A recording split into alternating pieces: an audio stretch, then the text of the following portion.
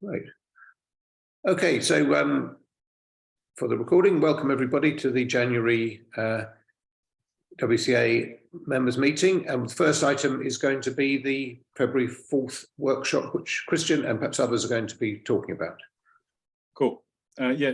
So good evening, everybody. So my name's Christian. I'm one of the steering group members. For the last kind of 6 weeks or a couple of months, we've been talking about having this workshop.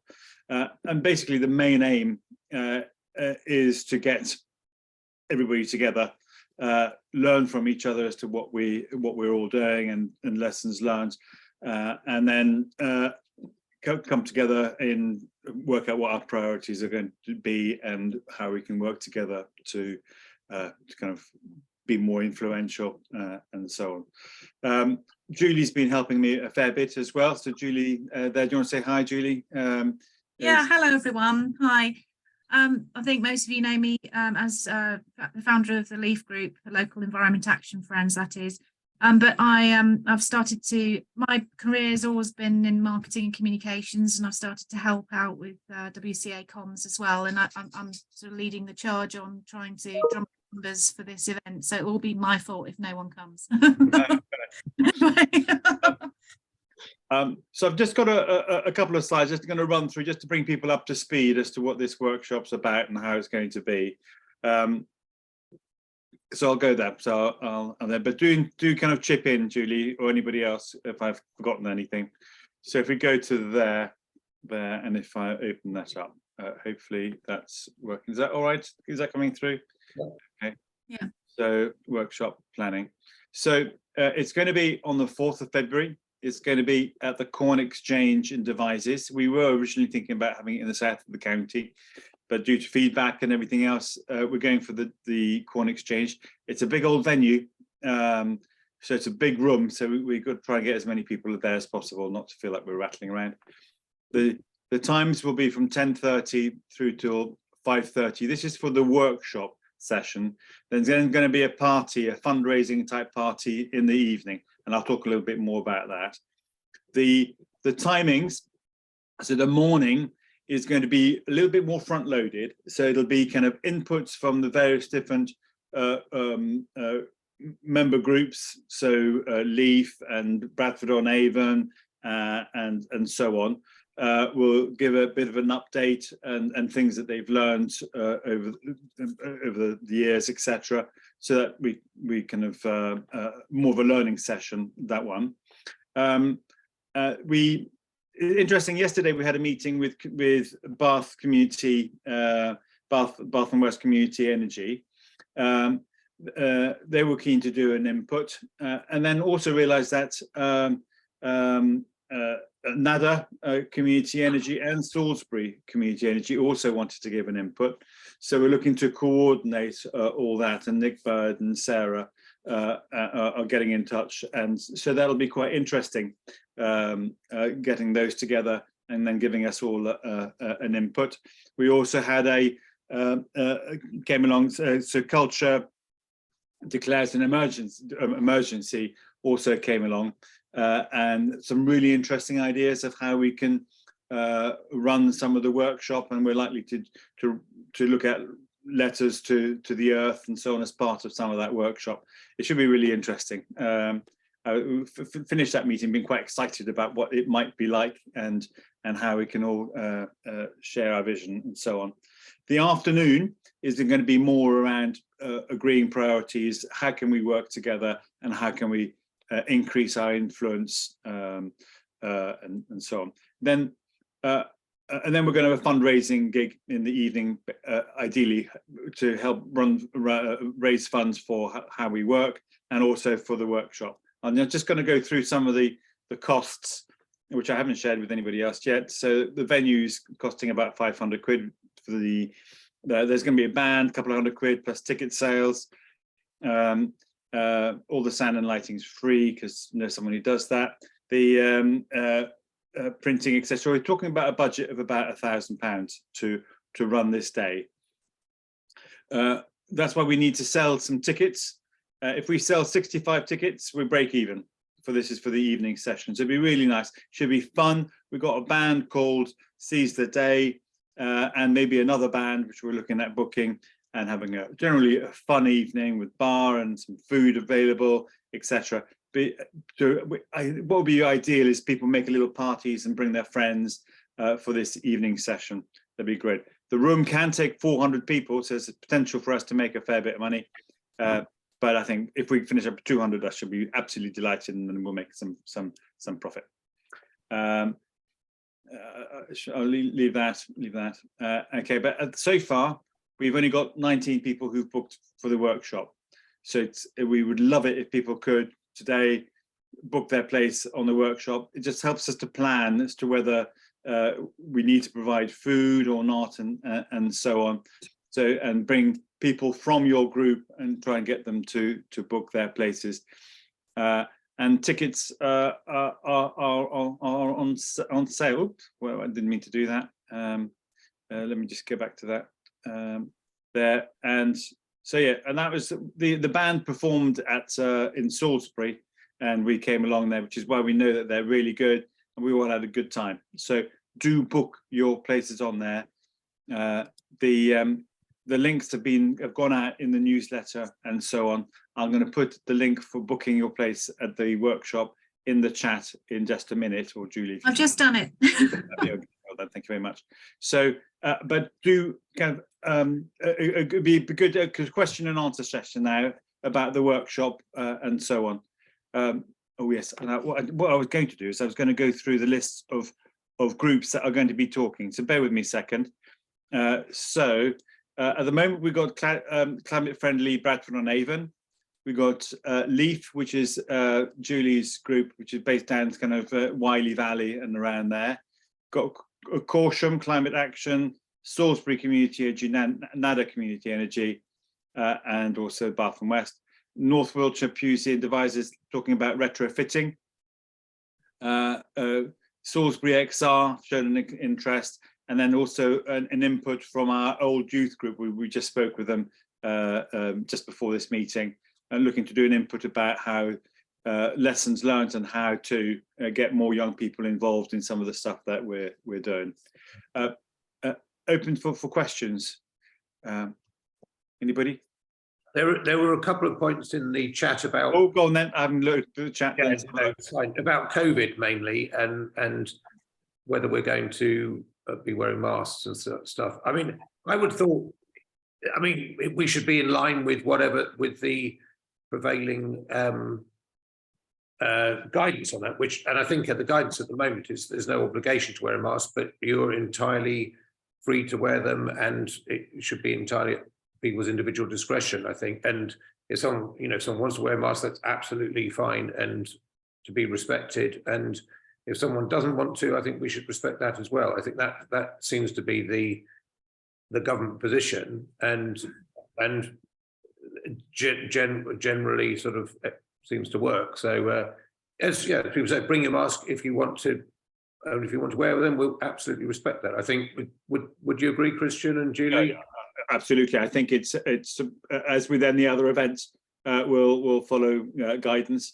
And if we need to, we'll kind of increase air circulation, etc. You know, all within reason, basically, on that. I think everyone needs to take their own individual choices. I mean, you know, if you're a very vulnerable person from a health point of view, I'm sure this is no different from any other situation that you may find yourself in. You need to make your own decision about that. Really. This should be the first opportunity for WCA members to actually meet ourselves in person.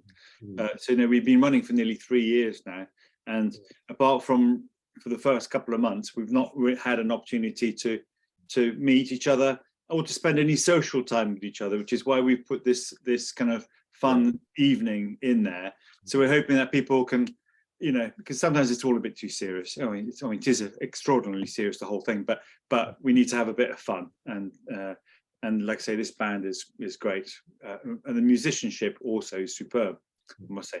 I did the sound for them. I do sound engineering, and I was really impressed. So it's a really good evening. It should be. Now we've got some 30 odd member groups, haven't we? So and it would be great to have really good representation from all those different groups. So even if we had 2 people from each group, that would be easily sort of 60 people, and that would be, I think, make a really good good number. And plus, we've got obviously people here who are just sort of individual members and do come along. But the more representatives we have of the different groups, the more opportunity there is for the synergy and the learning and the sharing of ideas between those groups, which I think is one of the really important things about WCA that gives us so much strength, I think. We've got a couple of questions there. So Phil first. Hi folks, I'm new, so I'll be interested if there are going to be presentations from the topic groups about what's been going on at all. I've just been having a chat with Julian, and he says drop into the meetings, which I'm going to do. Yeah. At the moment, it's more about the topic groups, more about the member groups coming together rather than the topic groups. We may well it may well touch on that in the afternoon session, where we're looking more at what our priorities are and how we're going to kind of broaden our sphere of influence and so on. And I think that's probably more likely where we're going to knock into what WCA is doing and so on. I think that's certainly the way I think we should do it, because the topic groups, they're sort of a bit historic. Some of them are working pretty well. Some of them have fallen a bit by the wayside, and they're just a framework for getting people together. So if, in looking forward into how we should organise ourselves and how we can encourage participation from other members and member groups, we'd certainly look at that as part of that, but we won't look specifically at what is this. No, okay. Understood. Yeah. And one other quick point is, which I'm not sure if I mentioned, but when people book or for the workshop element, they have the choice to just go for the afternoon session or just the morning if they want to. So we know that not everybody can put a whole day. Interestingly, we've had about 20 people book so far, and only 2 have booked for the morning for half day. So most people are wanting to come along for the whole day. But like I say, I'm getting to that nervous stage where is it worth running kind of questions, and it'd be really good just to get a little bit of reassurance. People kind of booking their places. Yes, people are coming along. So it'd be really helpful. A bit of a begging session now. Please book your places. Julian, you had a question. Thanks. I was really only going to make a quick comment on the COVID thing. I mean, the government guidance is to get the economy running at all costs, and the UK is out of line with the EU on the guidance and things. My view in terms of environmental events is that it will reassure people. I think we should reassure people that we'll do what we can to make it, COVID safer, and I think that'll encourage more of the older members, many of whom we, to come along, because it is a concern for many people still. I don't think it's going to put people off coming, but it could reassure people to come to. It's something we can discuss more in detail on the planning meeting, but I just wanted to sort of suggest that and see if anyone else agrees with that. Yeah. Well, I'm not quite sure what you're proposing. I mean, I don't think we should mandate people wearing masks. I think that. No, but you can say that we're going to make it as safe for everyone as possible, and please respect. I agree. I agree that we should be very positive about it all and clear about it all in the communications, so that it's mentioned, so that it's not unclear to people. Yeah, I mean, one point, in fact, that Christian mentioned is it actually happens to be a very large room. So unless we've got sort of 400 people there, there's plenty of opportunity for social distancing, for instance. Just naturally. So. But we'll make sure we cover that in the communication. So just on, Christian, Yeah, I mean, just kind of one point on that, really. We have considered streaming it live and let people join there. But one of the purposes for this is really to get people together. We've not had a chance to do that. I think we may well be streaming it and that kind of thing, but we want to get together. It's so different being together in person. Anyway, so but we'll kind of watch this space, and if lots of people are asking to go, kind of, can we do it virtually? Well, okay, we'll try and facilitate that. But we do a lot of virtual stuff anyway, don't we? So is there any particular format for The whole the afternoon session? That's still being developed.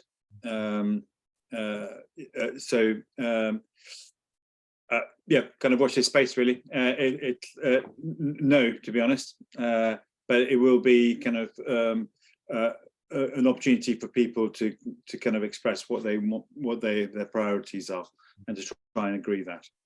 Well, we had a really good meeting last night, didn't we, Chris, with Nick Bird, who's from Bath and West Community Energy, who had some very well, he's a experienced facilitator for workshops anyway. He said he's done that before. We're having a meeting with him next week to talk about the structure of the workshop, and any ideas you've all got as well at this point would be really interesting. But the goal of the workshop is to really focus on a very few priorities. So get our priorities clear, and then build action plans around those priorities that the groups can all participate in, so that we can scale up the action.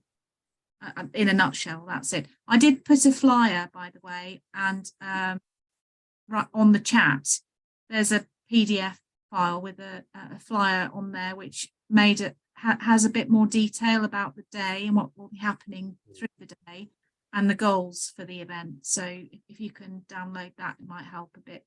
And the website's been updated as well, by the way, on the page that I've sent the link through for the bookings. That has a bit more information about what will be happening through the day as well.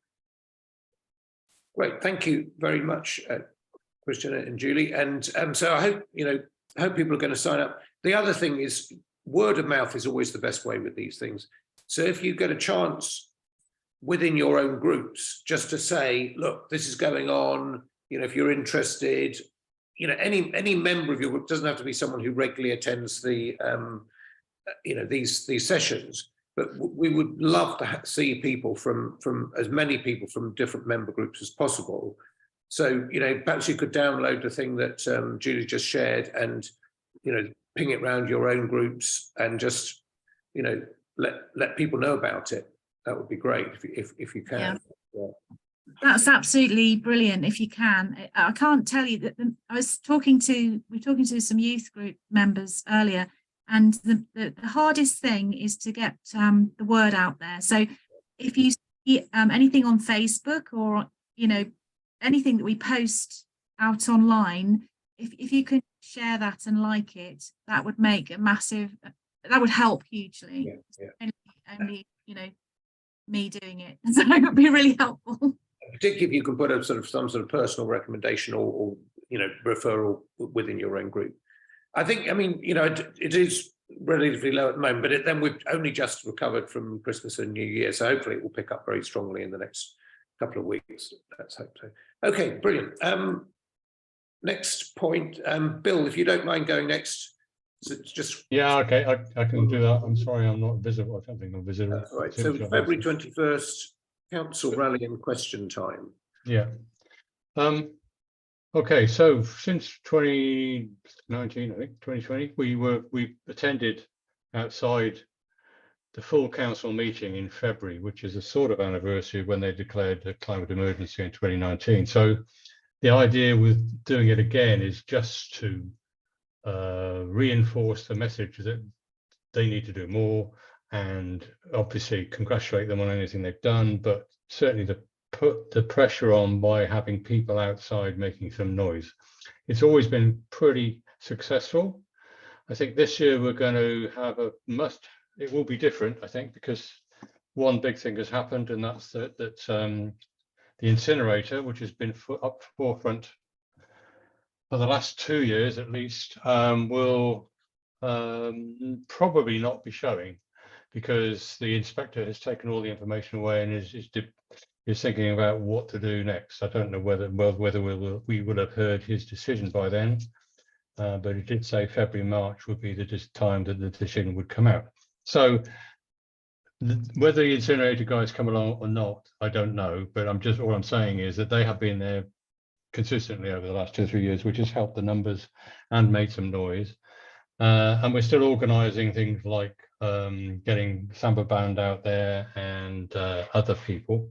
So all of that's taking place, but all we want now is people to say, yeah, I'll come along on the day. I know it's a Tuesday, it always is a Tuesday, because that's when they have their meeting. So working people sometimes find that difficult to attend. And young people as well, if they are available. Of course, school will be on by then. I'm not sure when half term is, so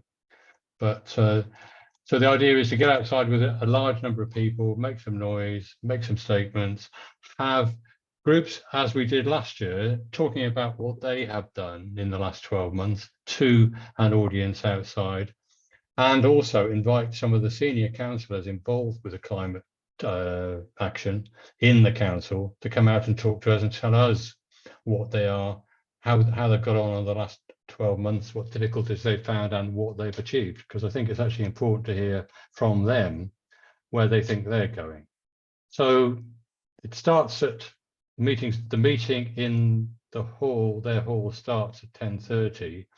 So we'd aim to be there at 9-ish. So it gives us a good hour or so for things to happen. So I would ask people to book it in their diaries if they can.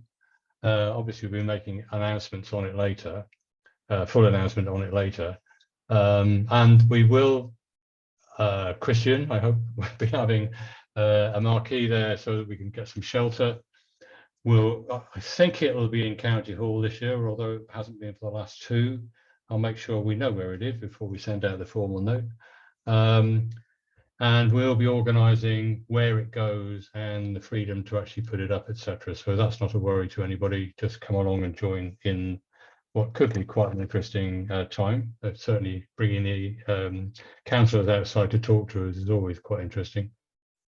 And the second part of that, so that's the first part, it's outside, people coming along, making some noise, talking to the councillors, but the second part of it is we'd like to set up probably 6 to 10 questions to council in the meeting, specifically regarding climate issues that they are either dealing with or not dealing with, but are important to us as a county. Happy to take anything really from any of our member groups, and member groups can go in and ask their own questions, but I think we need to do some coordinating around that. So member groups who are going to ask questions at that meeting, we've done it quite successfully 2 or 3 times now. If we are coordinating, at least we're not going to be asking the same questions of them from different people. So that's a sort of plan. Now, I don't know how member groups are represented here at the moment, but if you want to get in touch with me, we'll get the coordination going of that second part. And if you want to get in touch with me about anything you'd like to know about the meeting outside County Hall, that would also be helpful. And if you want to help organise it, that's also very helpful too. So get in touch with me, Bill at WiltshireClimateAlliance.co.uk, and I'll take it up from there, or .org.uk. I've just noticed that Brian Matthews here. Brian, can you tell us where the meeting is on in the February? Yeah, he said. Let's just got it.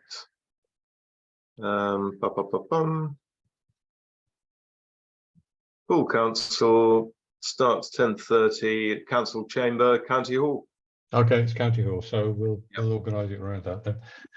What we just, if anybody would like to think about it, what we have done before is march up as a group from the station. So it could be that we actually introduce that as an option, so that we're making some noise through the town as well as up at County Hall. It's only 10 minutes at a slow march, so it's not far from the station at all. So it's easy to get to. Okay, I think that's all for now. Just get in touch with me, and I'll coordinate whatever we need to do and whatever you want to offer. Yeah. Okay. We'll send another newsletter update out probably next week after our next steering group meeting with more details on that. Yeah. as we've done before. So, and Brian, I hope you can come out and see us when we're making some noise outside the meeting. Indeed, absolutely. Look forward to it. I was just thinking, depending on the weather, I might cycle down, but Yes. it could be. It usually is a long day at the meeting. It'll be at least until 5 o'clock. It could easily go on into the evening. Depends how contentious things are. Yeah, of course. Yeah. Great. Anyone got any comments or anything that they want to say about the council meeting with demo? Hope to see many of you there. No, okay. So the next thing, we touched on this briefly, I think, at the December meeting, but PR is something I've been sort of working on with Julie and Sophie, and also with Nick, who's not available today. But so just to recap for those who weren't at that last meeting, you know, obviously our main focus is Wiltshire Council and what's happening in Wiltshire, but increasingly we get the pushback from Wiltshire Council that, well, we'd love to do stuff, but it's national policy that's getting in the way. And also potentially there's an election coming up certainly within 2 years, perhaps even sooner than that, the way things are going.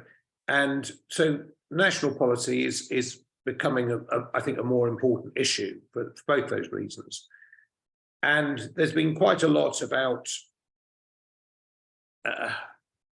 you know, wind, solar, you know, renewables generally, transport, and even some more movement around sort of insulation and energy efficiency recently. And we wanted to push on all those sort of topics. So the ones we've chosen initially for some sort of PR sort of blast, it's firstly solar PV, which is obviously a national issue, but also a very important one in Wiltshire, because Wiltshire is actually quite a good place for solar, and it's got maybe slightly more solar than other counties, but it's still got a lot of potential for more. But the pushback you always get from the sort of people who push back, let's put it like that, is, oh, well, it's competing for agricultural land. And that's just a complete myth, because it just doesn't. It's low grade land, and the percentage of area that's covered, even if the government was to achieve its target for a 7-fold increase in solar, it would still be only 0.5% of agricultural land, which is just so insignificant compared to the benefits that it brings. But that message just doesn't seem to get across, and is often repeated by people like the last newsletter that James Gray sent out. So we don't want solar in our fields, you know. So we're going to put out a PR brief on that and try and make that quite visible properly next week. Sophie's got it pretty much ready. We just were waiting for Christmas and New Year to get out of the way first. The next one that's going to follow up very shortly after that is around onshore wind. So you probably recall that you know, there was a bit of under Liz Truss, we're going to remove the ban, then it wasn't going to be, and then they said, well, we're going to remove the bit that requires it to be in a local plan or a neighbourhood plan, and we're going to consult around the public element of it. So remember that there were 2 levels to the ban. It had to be in a local plan or a neighbourhood plan, and there had to be essentially unanimous local support to it. And they're now saying we're going to consult on that second bit. The consultation was supposed to be out by Christmas, but I checked this morning and it's still not out. So what we're hoping to do is, as soon as that consultation is launched, come out with our PR message. And the essential message, I think, is going to be, you don't need a consultation, you just need to apply existing planning rules, i.e. not have special treatment for onshore wind. Because onshore wind is the only type of development that has these special rules applying to it. You know, if someone wanted to build a nuclear power station next door to your house, you would have no right to say, sorry, I don't want it, and have it banned. But if someone built a wind turbine back next to your house and you put your hand up and said, I don't want it, then it wouldn't be allowed under the current rules, which is a bit bizarre. Or someone put a bypass next to your house, or a massive industrial estate or something like that. At the moment, we have a planning system that, flawed as it is, it balances local needs against national needs, it balances business against the rights of residents and so on. And while it doesn't always get the right decision, there is a process there that allows people to have their say and to appeal, and if necessary for it to go up to the Secretary of State and so on like that. And that all works reasonably well, except in the case of onshore wind, which is singled out for this uniquely prejudiced, if you like, treatment, which is where one local objector can veto the whole thing. So our point of view is just apply the normal rules to wind turbines as you do to anything else, and let that process work properly. And I can't see, I've asked politicians this question many times, why have they been singled out? And funnily enough, they've never given me an answer to that, because the answer really is because Tory backbenchers don't like them. Because there's no other evidence, there's no other justification for why they should be singled out for this treatment, or certainly no one's ever told me what it is. So that's essentially what our point of view will be. And we want to try and put that out in line with this consultation and encourage people to respond to that consultation, you know, and obviously say what they think should be said in that consultation, but hopefully be guided by some logic and some reasoning that we can share. The third one for sort of immediate or very short-term action is around active transport. And you're probably aware from the great work that the Transport Group and others have been doing around Wiltshire that so far Wiltshire Council has failed to successfully bid for any of the central government money that's available for active transport, which is, you know, quite a considerable amount of money that is available. Other counties have been quite successful in getting money to fund active transport schemes, but to succeed, you actually have to have a credible policy and some credible ideas. And Wiltshire Council has, you know, just failed dismally to bid successfully for that. There is another round coming up. I'm not sure of the exact timing, but I think it's around about Q1, so you know, not far off now. And so, again, on that one, we want to make the point. This is a more relevant one, specifically to Wiltshire. You know, why doesn't Wiltshire have a credible policy to allow it to bid for some funding for active transport, when that's, you know, something that lots of people want to see, and obviously is a good thing. Now, there are plenty. Those are the three immediate topics. There are plenty of other things, like I mentioned, energy efficiency. I think is you know, a perennial topic and one that's worthy of further debate, and one we will come on to. But those are the ones that we're planning to get out in the next few weeks, hopefully. Any thoughts, comments on any of that? Does that all sound sensible to people? Good. Well, when we get the press releases and so on, we will share them with you, and you know, hopefully you can share them, and we'll be encouraging people to, you know, write to their MPs, write to their councillors, you know, and write to Rishi Sunak as well if you want, and see what he's got to say. I've got a couple of questions, and Andrew, you'd like to go first. Okay, just to clarify, you're suggesting that we lobby its central government, is it, about changing the policy on planning processes for wind, onshore wind? The next iteration of that is the consultation, which is a central government consultation. And clearly, if we would like to see more wind, onshore wind in Wiltshire, the only way that's going to happen is through that change to that national planning policy. So that's why it's relevant to us.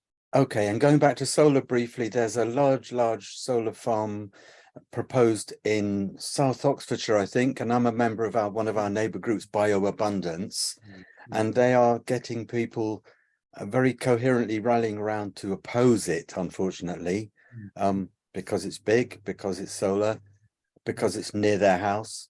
Who knows? And so that's unfortunate. And I think they're complaining that it's being treated as a national infrastructure project. So it's not going through the normal local planning process because of its sheer size, interestingly enough. I may have some of those facts wrong. No, I think I've heard about that, because I know someone who lives up that way. It's near Blenheim Palace. In fact, I think it's on the Blenheim estate somewhere, I believe. But yeah.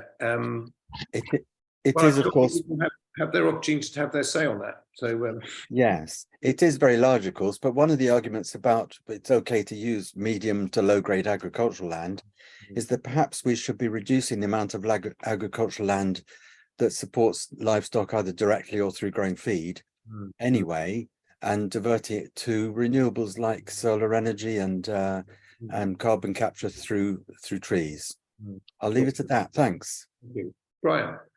Thanks. I was just going to say some of us had the chance to visit the West Mill wind farm and solar park before Christmas, which Derek Walters organised, and they're very keen to show people around, to show what they do. Those wind turbines have been there for quite a while now, and they're not as big as some of the new ones, but it's well worth going to visit, and could be used for something in the future, I'm sure. Yeah, it's a great example of what community energy, wind energy, can look like, and yeah, it's very inspiring. Jeremy, I think you've got a question. Yeah. Well, it's a point actually. I received. Can you hear me? Yeah. Okay, sorry. I received today a letter from Michelle Donnellan in response to a Greenpeace campaign about onshore wind. Right. She says, I have been clear that I absolutely support onshore wind as part of our energy mix. I have consistently made the point that for onshore wind to be a success, we need to take people with us. She makes 2 points about the national planning policy framework, the second of which is that local authorities such as Wiltshire Council can demonstrate their support for certain areas in their boundaries to be suitable for onshore wind, which will allow us to move away from the rigid requirement for onshore wind sites to be designated in a local plan. I think I forwarded it to you, Adam, this email response. So hopefully you've received it. I don't remember seeing that, Jeremy. So if you would, no, I've just sent it. I've just sent it. Thank you. That's very useful. That will give us something to follow up on. Thank you. Okay, cool. Excellent. Thanks. Bill, did I see you have a hand up, or have you dropped it now? No, I dropped it now. I was just going to. I'll ask Brian directly. It's all right. No problem. Right. Okay. Excellent. Thank you.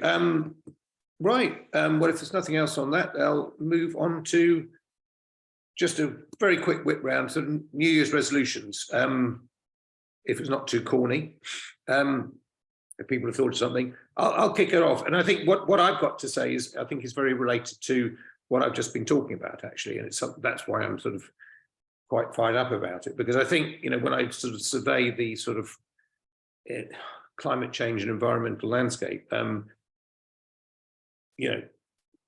not to get too depressed about it. But I think we really do need to see a massive step change at national level as well as at local level, and we're just getting further and further behind the point of sort of where we can actually do anything meaningful about it without it being too late. So I think I'm personally going to be pushing more, local MPs, councillors, and I'm going to encourage my local group in Corsham to do the same. Michelle Donnellan is our MP as well at the moment. And that's something I think, speaking with my Corsham hat on, I'd like to see WCA doing more of, and with my WCA hat on, that's what I'm going to be doing to help local groups. So that's my New Year's resolution for this year. Anyone else want to share anything? Any thoughts they've got? Sarah, see a hand up there. Hi, yeah. I'm going to try and start being brave and challenging people, like friends who do loads of stuff and then go on holidays by plane every year. And I'm always a bit like, oh, do I say something or not? Because I might offend them. Or just in conversation when people say things that kind of suggest a misunderstanding about the climate crisis, I'm just going to be a bit braver in general conversations without sort of pissing all my friends off or being really depressing. I think that's there's a tricky one, that one. I had a conversation over Christmas actually with someone who's really intelligent person, but with the subject of climate change came up. He said, well, we're going to have carbon capture and storage. So what's the problem? It just, anyway. So I think, yes, a little, that's quite quite nice one, doing it in a sort of friendly and non-confrontational way. Yeah. Bill. Yeah, just going back to that, Sarah, I think that's something we could be just talking about at the workshop as well. How do we actually engage with people, and what do we engage them on? I did a similar thing to Adam over Christmas. I was at a Christmas do. Neighbour invited the neighbours around. And I spent probably an hour and a half having a face-to-face conversation with somebody who clearly was maybe starting to understand what we were talking about in terms of climate, but had a fixation on nuclear fusion and decided that was the only answer to everything, and therefore we just had to wait for that to happen. So and having been in that frame, if you like, in terms of talking about climate for several years, it was actually quite helpful that guy was so challenging, because it made me rethink all sorts of things again, to have a better argument about for the issues that we're raising and the reasons we're raising them and why we're doing it, all that sort of stuff. And I think the problem we have as individuals and probably as a group is we don't have enough major facts behind us to be able to say, when somebody says, what is the solution then? What do we do? You can't say, well, we'll do this, this, and this. There's a myriad of things we could do and can do. And it's actually quite difficult in a conversation when you get thrown that sort of question, is to have a constructive walkthrough of things that would be helpful. And you know, I raise things like Adam was talking about, challenging the government, challenging the local council, challenging people who have the opportunity to change policy to enable things to happen more quickly. And he said, well, they are changing policy. They're going for nuclear fusion. So he was so fixated, it was unbelievable. So I'm just saying that for one thing. And my resolution is to re-engage, because last year I wasn't engaged at all. I had other things going on, and this year I am definitely re-engaging with this group and climate, because it's so massively important. As Adam said, you know, is it too late? Possibly. It was probably too late 5 years ago, but it's still, we need to get on with it, and we need to be challenging and getting policy change where we can. So that's my big one, challenging policy and re-engaging with WCA, basically. Thank you, Bill. I mean, I must say, I wouldn't say you haven't been engaged, maybe not quite as much as you used to, but you've certainly done a lot last year. But thank you for that recommitment. Appreciate that. Just on that point about talking to people, there is, I'm sure I've seen some very good centrally produced material, like maybe FOE or someone, about how to talk to people about climate change. So I'll raise that steering group tomorrow and see if we can dig that out, because if people haven't seen it, we can share that around. And you know, what I recall is something very useful points, you know, just so if someone says the sorts of things we've just been talking about, you know, you've just got a good, constructive, factually based counterpoint to raise them. I also go and talk to a lot of local groups. I was talking early December to a local men's church group actually in Corsham, and the stuff some of the people came out with, it's just extraordinary. You know, like all these climate scientists, they're only putting this stuff out to further their careers, you know, as if like doing really bad science is the best way to further your career if you're a scientist. But, you know, anyway, Jeremy, you've got some thoughts. Yeah, well, thank you. Yeah, well, an organisation you should look at is Climate Outreach, who do, that's exactly the type of... That maybe the one I'm thinking of then, yeah. Yeah, they do some excellent work. In fact, identifying your audience is part of the crucial aspect of that.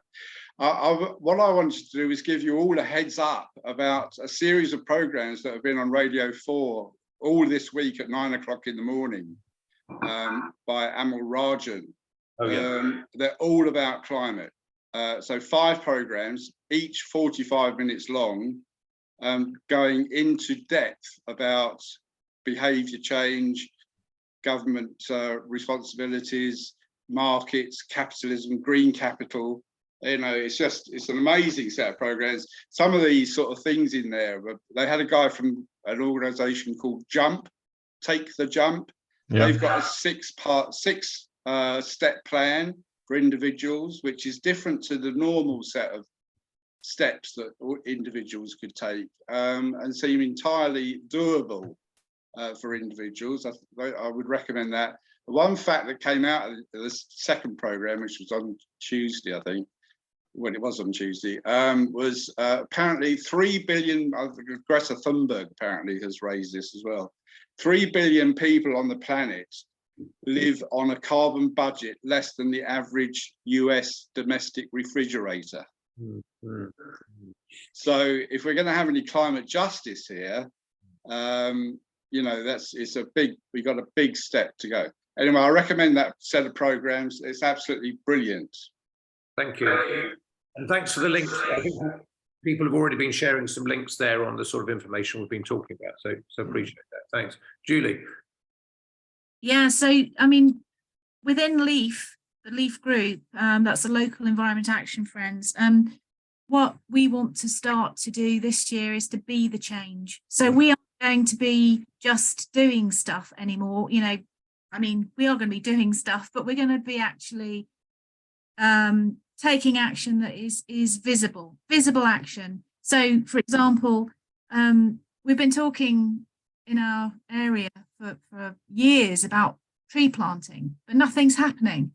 So we're going to make it happen. You know, I'm sort of really, that's how I feel this year. I think most of the LEAF members do as well, the active ones, that it's time to actually, we've raised some funds, we've got some money, and we need to do something that's positive. And I know tree planting is very minor, but I just feel like if people in the communities can see things happening that are different, and they can start to see a bit of a catalyst for change, they might jump on board. You know, they might be more inclined to join and get involved. So that's my hope anyway for this year. I think that's great. I think tree planting and sort of nature stuff generally is a really good sort of, call it, gateway drug into environmentalism, because it's a good way to get people involved. And we've done a lot of that sort of thing. And then, you know, as you probably know, Avon Needs Trees, which is another one Nick's trustee of, has been massive in that, in mainly in the North Wiltshire area. But and lots of people get involved in that. So good thing. Thanks. Julian next. Thanks. Yeah, a couple of quick points. What just mentioned, the program, please put it in the chat so that we got it in the chat. The thing you mentioned about the jump is sort of led by Tom in Bristol, who actually talked to WCA, and that's an open door, and we really need to follow that up. Completely agree with that. And on the same sort of theme, there's an excellent podcast called Outrage and Optimism, which is a weekly podcast, and it's you know, it acknowledges all the problems, but also does show the progress globally that's being made, and I find it really inspiring to help me sort of not give up. So I listen to that. What was that one called, Julian? Outrage and Optimism. I'll put it in the chat in a minute, but it's outrageandoptimism.org, and it's by the person Christiana Figueres, who sort of organised COP15. Sorry, not COP15, the Paris COP, and a couple of colleagues, and they're very well connected and have lots of, you know, good insights into what's happening on finance and governments and corporations and all the rest of it. But the final thing I was going to say was I was inspired by a talk by George Monbiot recently, where he was talking about, you know, the sort of dichotomy between trying to get governments to do stuff, trying to get people to do stuff. And his conclusion at that particular point, which chimes with me, and this is what I'm going to try and focus on, is that we should be preaching to the choir to a certain extent. In other words, to the growing, you know, the group of people like us, but we obviously need to be trying to widen that as much as we can. So I think the workshop is exactly on point for that, and that's my sort of aim for 2023, I think. Yes, thank you. And yeah, it's a good segue to the conference, because I think the workshop, rather, that would be a great place to sort of pursue exactly these types of discussions in a lot more detail. Thanks. Who's next? Jenny and sorry, it's Neil. Hi, yeah, it's me. So I'm new to this, so I might be out of the loop in terms of some of the things that are going on. But I think I had a couple of observations really. So one is that right now in the cost of living crisis, it's really difficult for people to lift their heads out of those kind of, you know, those kind of near-term pressures and know what to do. And I really like the idea that Julie said about actually doing something tangible that can show people the way and people can get involved in and bought into. So I really quite like that. But I think, you know, you need to have the dual strategy also of like putting pressure on your MPs, because actually where we can get the most change is actually pushing MPs to actually take this seriously. And I was just observing, we had in Devizes a little while back, our local MP, Danny Kruger, made a rather kind of dangerous, I think, for him politically, statement in Parliament about women's rights with relation to abortion. And local women got together really, really quickly and did a silent protest in Devizes. And it raised a lot of kind of visibility in the press, and it put him under pressure, and he had to make a statement in response to that. Okay, so so what we need to do is make the politicians, as well as doing the tangible stuff locally, make our politicians really fear for their positions, their kind of votability, if you like, because what they want most is to be in power, and what they want most is to be in office and in government, ideally, if they can. So they've got a fear that they're going to lose that, and that we need to do that. And the way that we can do that is not by necessarily just doing a silent protest. So that was brilliant, because he absolutely, disenfranchised 50% of the population locally in one statement. But actually, how do we make other people get bought into that and broaden the appeal of this group, so that the politicians have to take us seriously and they have to listen when we speak? So they were my observations so far. Thank you very much, Neil. I think that's spot on, and particularly at the moment, because we are in this run up. It may be 2 years, but towards an election, and making climate a huge issue in that election, I think, is something there's such a sort of groundswell of concern about it. But when you listen to politicians, it doesn't come up that much, and we've just got to make it come up much more. And in Wiltshire, we have, obviously we've got some MPs with very large majorities, but some not so large, like Bishop Donovan, and, who will be fearful for their seats, and, therefore may sort of sit up and take notice of things like that, if we can make them vocal and visible enough as an issue. Yeah, good point. Sorry. Oh, yeah. No, Christian? No, I like all the points there, particularly Sarah's point about being able to talk more and bring up the subject more and all that kind of stuff. My resolution, I suppose, is all around this kind of workshop that we're trying to do, which is around trying to make it easier for us to share good stories and where things work and so on. So and it's been encouraging. So during this evening session, the number of people coming to the workshop has crept up a little bit. So but still plenty of room. So I'll put the link there again for people to book their places to come along. I just want to re-emphasize, it really will make it easier to plan things like catering and stuff like that if we get an early indication of how many people are coming. So please, if you are thinking that you want to come along, please do click on there. It's 2 clicks to register, and you're nearly there. So that's it. Oh, and also that Radio 4 program is excellent. Every morning, it's been so encouraging to hear that being discussed in normal airspace at 9 o'clock in the morning on Radio 4. And there was a really interesting comment, an expression I've not heard before, where some commentator was talking about falling off the wagon. In other words, we try and do as much as we can, and just occasionally we fall off the wagon. We go on holiday, whatever it is, and it was just quite a nice expression. So it's okay, just get back on the wagon again, and so on. So it was just quite an interesting thought. But there we go. Enough of that. Someone else has got their hand up now, Hazel. Yeah, I'll come to you, Andrew. But Hazel, yeah, because you haven't pressed the button. But I'll come to you next, Hazel. Yeah. Sorry, can you hear me? Sorry. Yeah, go for it. Yeah, hear you. Oh, can I ask Christian then? Because I'm really not au fait with the workshop, etc. Can one bring one's husband? Can one bring some friends with you, or do you all have to be WCA? We're quite loose on that. If you think they'd find it useful, that's fine. You don't have to be a WCA member. It was meant for member groups and their members. So yes, by all means bring. But particularly, what would be good is if you've got friends and family. They may not want to sit through the whole workshop, but they may well have a bit of fun, in the evening. It's a good band. There's some really good banter by the band. They're very environmental minded and quite political, and it's quite fun, and so on. And like I say, you bring your friends for the evening gig. I'll put the link on there to get a ticket as well in a minute.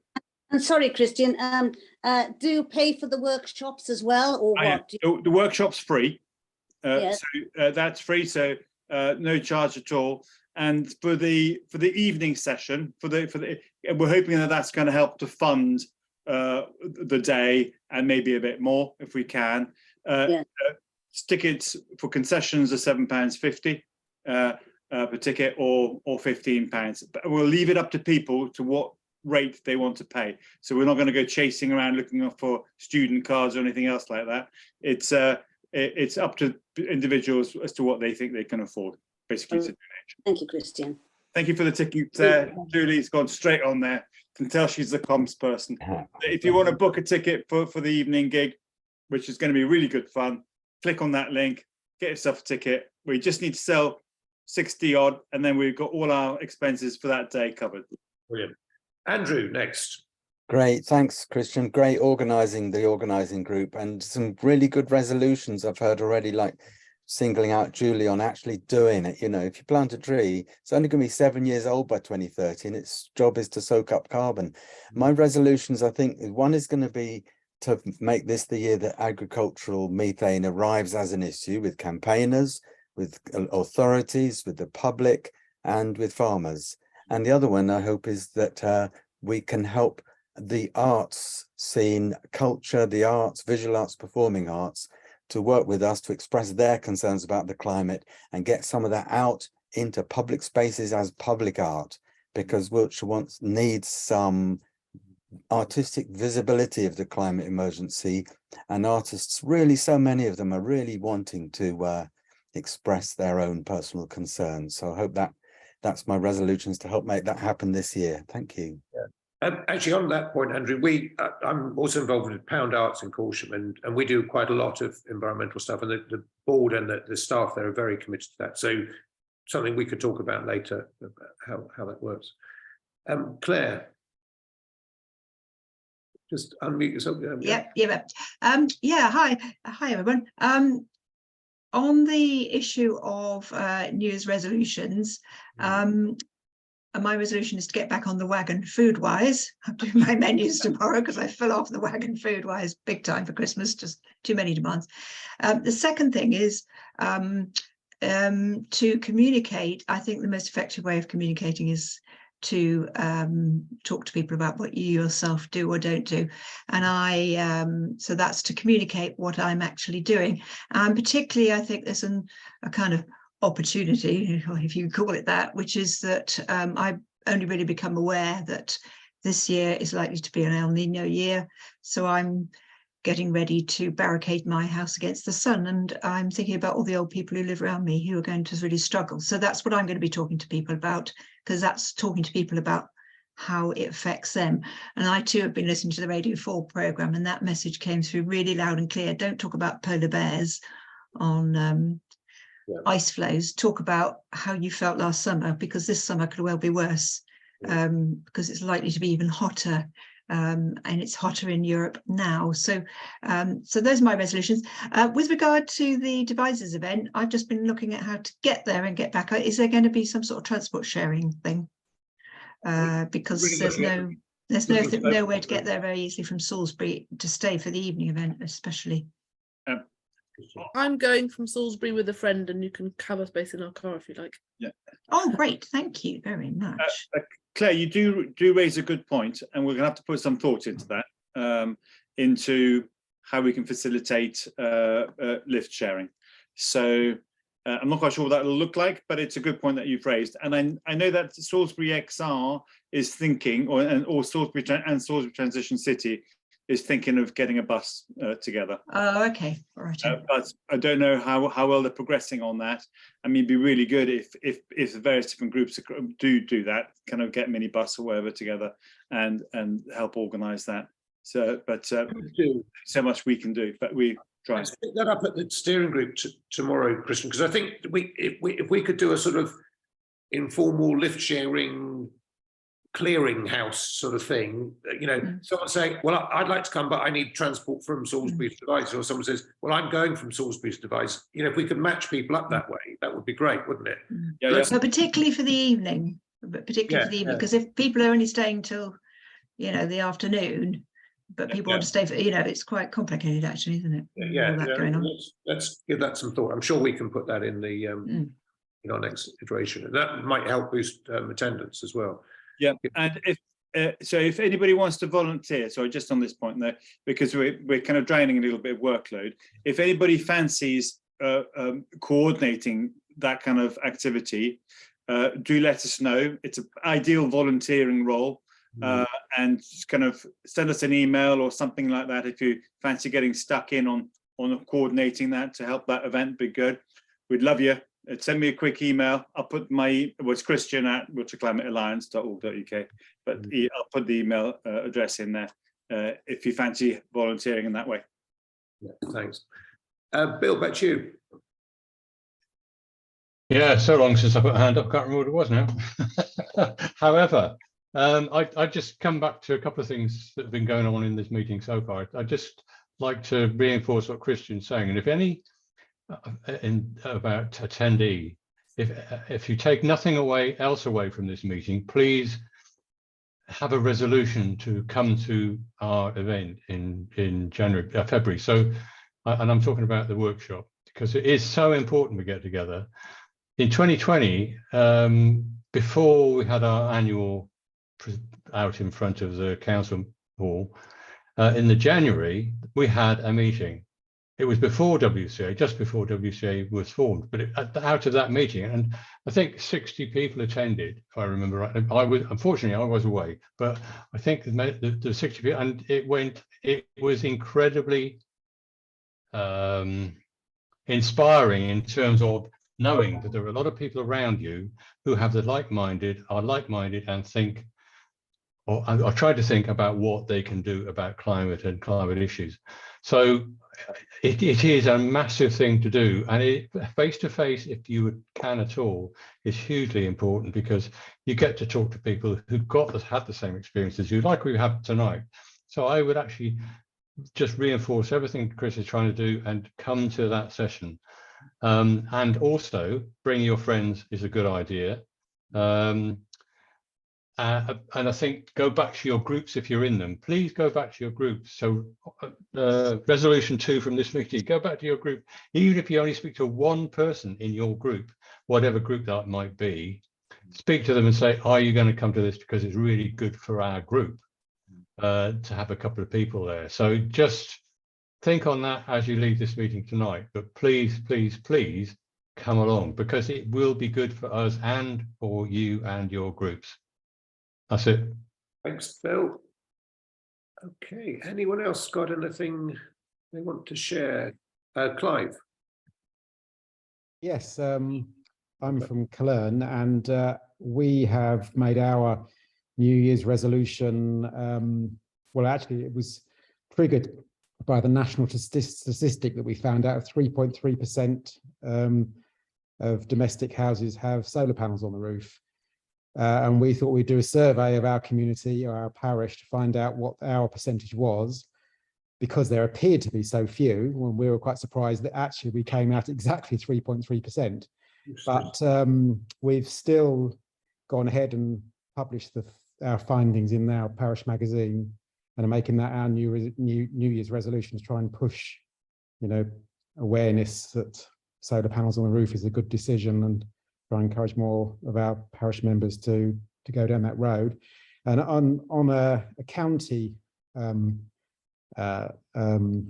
the one thing that was rather depressingly apparent during our cold snap was the number of houses without snow on the roof, where the quality of insulation was obviously very poor. And really depressing how many new houses that applied to as well. Houses that have been built at estates in Corsham, for example, that have been built in the last couple of years and were completely devoid of snow after a few days. So it would be good if, it's probably national planning policy where this is more appropriate. But I mean, if there is any way that we can encourage Wiltshire Council to try and push that agenda. Yeah, it's something we've debated at great length with Wiltshire Council, and they always say, "Oh, we can't impose higher standards than national," and that it's much longer than debate here, but it's something we have pushed on and will continue to push on. And it's scandalous that the there was legislation ready to go for all new homes to be insulated to essentially zero carbon standard in 2015, and it was ducked, and it's supposed to be 2025, but even if it gets around to that, I'd be surprised. So there's been probably 1 million homes built since then that could have been insulated to much higher standards. But anyway, another big debate. Anything else from anybody? No? Great. Well, thank you, everyone. I think that's been really oh, yes, according to infrared. Yes, there are infrared surveys. In fact, Zero Chippenham have just bought a couple of infrared cameras, and I know they have some available in, I think Sherstone's got one, and the Bradford Avon group have got one or two. I think so they are available, and so talk in your local groups and see if you can get that going. Great. Fantastic. Well, if that's everything, I thought that was really good session, particularly that last bit, I think, sharing those ideas. So that's the power of Wiltshire Climate Alliance, when we get all these different people together, there's so many great ideas buzzing around. And it's always really useful to share that. And I'll certainly go away and get on BBC Sounds and download the old Rethink debates. I like that programme, so I'm looking forward to hearing that. And we'll pick up a number of these points at the steering group tomorrow, and hope to see you, or many of you, at the face-to-face workshop, and obviously our next meeting, which will be in a month's time. Great. So that's it. If we want to stay on for a chat, hang on for a minute. But when is Corsham Climate? Sorry, what was that? Thanks, Adam. Bye. Okay. Cheers. Thanks, Adam. Thanks very much, everyone. See you. Bye, everyone. Thank you, everyone. Thanks, Bye. Bye-bye. Thank you. Bye. Goodbye, everybody. Bye. Well, thanks for hanging on, Keith. Bye, Keith. I'm going to go now. I feel a bit knackered. I always fell asleep back then. Cheers. Don't worry. Bye. Hope it's better soon. Yeah. Cheers, everyone. Talk to you soon, Julian. I hope you're well. Yeah. Thank you, Andrew. Oh yeah, you're not feeling well either. It must be a steering group bug or something.